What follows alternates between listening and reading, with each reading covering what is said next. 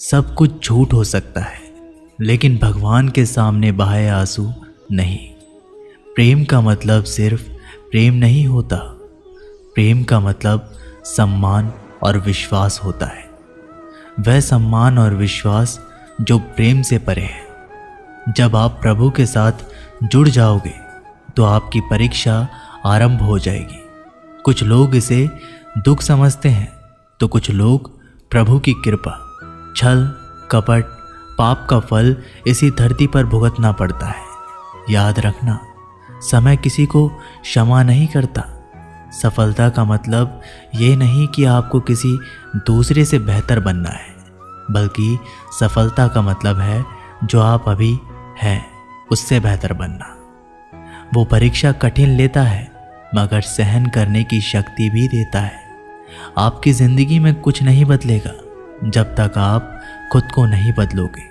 मुंह पर सच बोल देने और गुस्सा कर लेने वाले लोग उन लोगों से करोड़ों गुना बेहतर हैं जो आपके सामने कुछ और हैं, पीठ पीछे कुछ और है। किसी का दर्द समझने के लिए इंसान के अंदर का इंसान होना जरूरी है। कौआ कोयल की आवाज़ को दबा सकता है मगर खुद की आवाज़ मधुर नहीं बना सकता। उसी तरह निंदा करने वाला व्यक्ति सज्जन को बदनाम कर सकता है मगर खुद सज्जन नहीं बन सकता। अगर अकेलापन है तो उसे एक वरदान समझो, क्योंकि परमात्मा ने तुम्हें खुद में सुधार लाने का थोड़ा अधिक समय दे दिया है। अकेले रहने का आनंद लेना सीखें, क्योंकि कोई भी हमेशा के लिए आपके साथ नहीं रहेगा। वक्त की एक आदत बहुत अच्छी है, जैसा भी हो गुजर जाता है। कामयाब इंसान खुश रहे ना रहे, खुश रहने वाला इंसान कामयाब ज़रूर हो जाता है। किसी के साथ होना ही सबसे ज़्यादा कीमती हो जाए, वह रिश्ता ज़िंदगी का सबसे बड़ा हासिल होता है। जब सुखी हो तो भगवान को मत भूलना, और जब दुखी हो तो भगवान पर विश्वास रखना। उन्हें छोड़ देना उचित है जो आपके होने का मूल्य नहीं जानते। यदि जगत में प्रत्येक कार्य मनुष्य द्वारा संभव होता तो मेरा अस्तित्व ही नहीं होता। जहाँ से तुम्हारे रत्नों का अंत होता है वहीं से मेरा अर्थात ईश्वर का कार्य प्रारंभ होता है। बच्चा क्या खाएगा, क्या पिएगा, क्या पहनेगा, इसका ध्यान बच्चा नहीं उसकी माँ रखती है। हमें क्या देना है और क्या नहीं देना है स्वयं भगवान देखते हैं। झूठ और दिखावे की रफ्तार कितनी भी तेज हो, पर मंजिल तक केवल सच ही पहुंचता है। लोग रंग बदलते हैं, मुरली वाला वक्त बदल देता है। मन एक सुंदर सेवक और खतरनाक स्वामी है। मनुष्य को जीवन की चुनौतियों से भागना नहीं चाहिए और ना ही भाग्य और ईश्वर की इच्छा जैसे बहानों का प्रयोग करना चाहिए। शांत बने रहो जब तक तुम्हारा सही वक्त नहीं आ जाता। इंसान का सबसे अच्छा मित्र स्वयं की आत्मा और मन होता है, जो अच्छी बातों पर शाबाशी देता है और बुरी बातों पर झंझोरता है।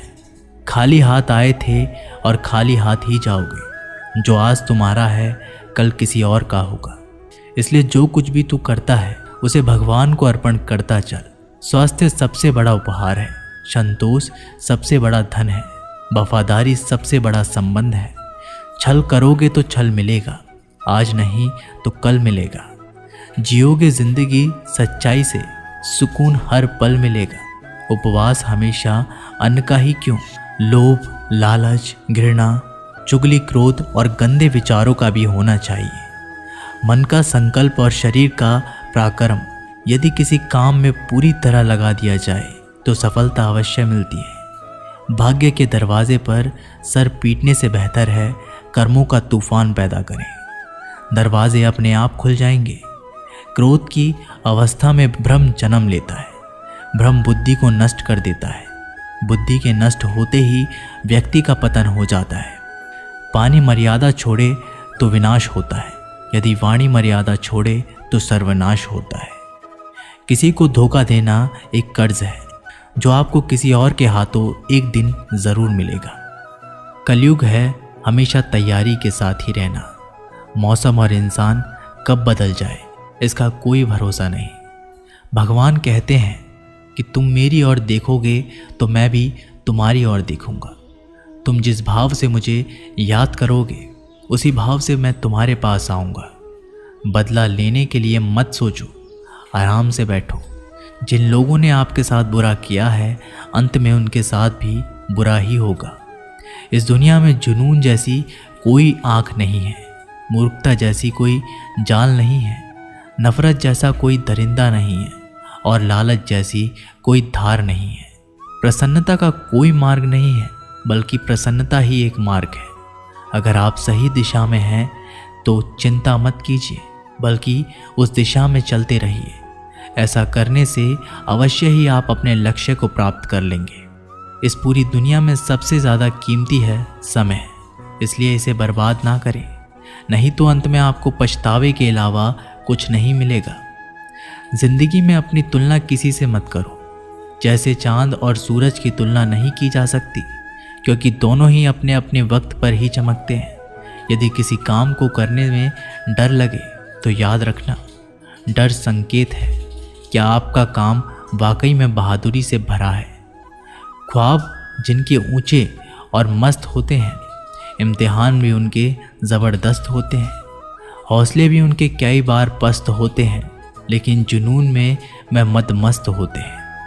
पहाड़ की ऊंचाई आपको कभी आगे बढ़ने से नहीं रोकती, बल्कि आपके जूते में पड़े कंकड़ आपको आगे बढ़ने से रोकते हैं। निकाल फेंको उस कंकड़ को। सिर्फ मरी हुई मछली पानी का बहाव चलाती है। जिस मछली में जान होती है वो अपना रास्ता खुद बनाती है। अपने हौसलों को ये मत बताओ कि तुम्हारी परेशानी कितनी बड़ी है, अपनी परेशानी को बताओ तुम्हारे हौसले कितने बड़े हैं।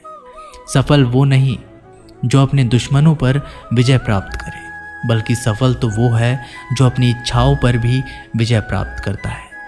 अगर केवल इसलिए आपने अपने सपनों पर काम करना बंद कर दिया है क्योंकि किसी को लगता है कि आप उसे नहीं कर सकते हैं, तो वो आपका सपना नहीं है, वो आपकी बस एक छोटी सी इच्छा है। जो लोग आपको नज़दीक से नहीं जानते उनकी बातों को दिल पर मत लगाओ। आगे बढ़ो और कुछ करके दिखाओ।